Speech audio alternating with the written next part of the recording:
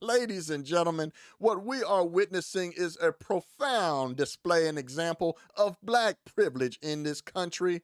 If you didn't see my last video exposing these race baiters, you got to go see it, especially that Justin Pearson of him code switching and culturally appropriating a 1960s civil rights icon over there sounding like Martin Luther King Jr. during his speeches. But today, ladies and gentlemen, come to find out, not only did they get expelled and now being reinstated,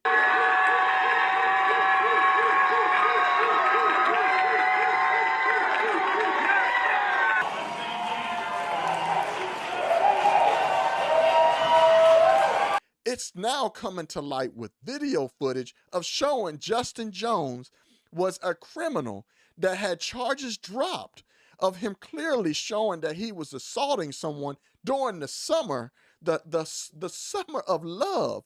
Come to find out he is a Black Lives Matter domestic terrorist thug. Ladies and gentlemen, you can't make this shit up. Tennessee Rep. Justin Jones tossed a traffic cone at a driver during the 2020 Black Lives Matter domestic terrorist insurrection. Unearthed surveillance footage from the 2020 Black Lives Matter insurrection outside the Tennessee Capitol shows newly reinstated Rep. Justin Jones throwing a traffic cone at the driver in frustration. Jones, 27, who was returned to office after leading an insurrection at the Capitol against gun violence in the wake of Nashville school shooting, was seen on video blocking the street with 6 other insurrectionists on June 18, 2020. Dressed in all black and a tan-brimmed hat, the future lawmaker could be seen attempting to stop a white truck trying to drive around and placing the traffic cone in front of him. Ultimately, it led to him assaulting the driver, which I'm going to show you in the video here in a second. Let me skip down. Jones was repeatedly claimed that the chaotic incident was not violent after District Attorney Glenn Funk attempted to indict him in 2021 for participating in the insurrection in an aggravating manner. Now, we all know during the summer of love, 2020, Black Lives Matter, Antifa, domestic terrorist insurrection, a lot of those charges were dropped, and what seemed to be the Democratic Party and these political talking heads, along with the liberal cabal media, along with the left and everybody else over there with that crazy ideology, seemed to normalize criminality. People literally were assaulted, hurt, property damage, government property damage, even killed, unfortunately, during that whole summer of love of their mostly peaceful protest. This is his mugshot, and it was something else I wanted to read. He noted that the man in the white van was allegedly hurling racial slurs, something that we're very familiar of them constantly using, at the protester, and that he was the one at fault for pushing his car past them. He's trying to get home to his family. We'll get into that. Defending himself on Twitter at the time, Jones wrote, they will try to push a false narrative to portray me as violent as a way to deflect from their own actions. They will suggest that I am out of order. That is their strategy.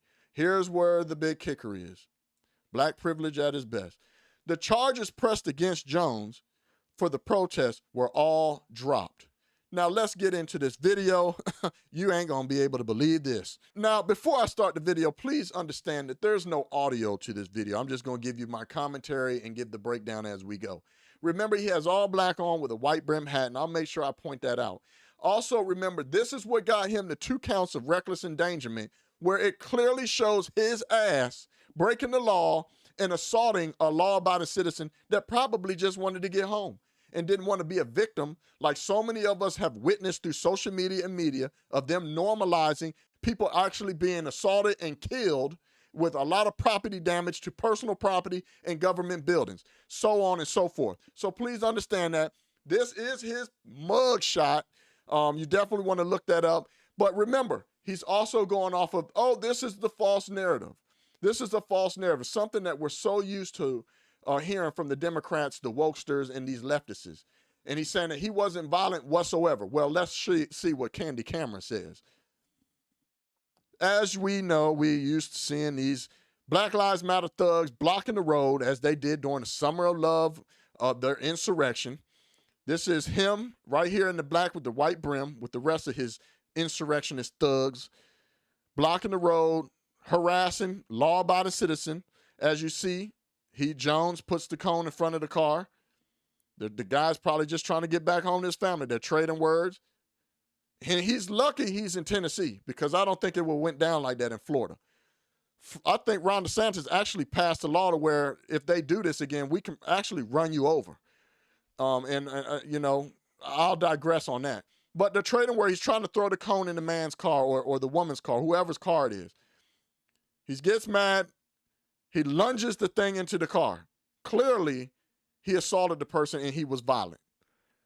And this is who they vote. This is who his constituents voted him into a form of in the office. I mean, you can't make this shit up, man. Now, my question is, how on earth did this criminal get elected? Did his constituents know that he was a criminal? Did his constituents know his part in his actions before they elected him? This is why I say local politics is so important. We have to get to the grassroots and we have to be strong when it comes to local politics because this is what we're dealing with, folks. They're literally electing criminals. They're literally electing domestic terrorists into positions of office. This person is literally going to be in charge and helping vote and pass certain laws in. This is why our country is in shambles now. How on earth did this joker get elected into office? I mean, you can't make this stuff up, y'all. He's perpetuated the same behavior as he did on this Candy Camera video of showing him assault a daggone driver trying to get home, a law-abiding citizen. He perpetuated an insurrection at the Tennessee Capitol. They expel him and then reinstate him back into office. Black privilege at his best. I want to know what your guys' thoughts are. Is this just absurd? I mean, you can't make this stuff up, y'all. If it's your first time on the channel, make sure you hit the like and subscribe button and make sure you hit the notification bell so that you get notified every time I put out a new video and when I go live, because that is coming soon. Leave a comment because I do read the comments. As always, y'all, thank you. I appreciate you. It's your boy Craig Long 45. You can't make this shit up. I'm out. Peace. Yeah, oi.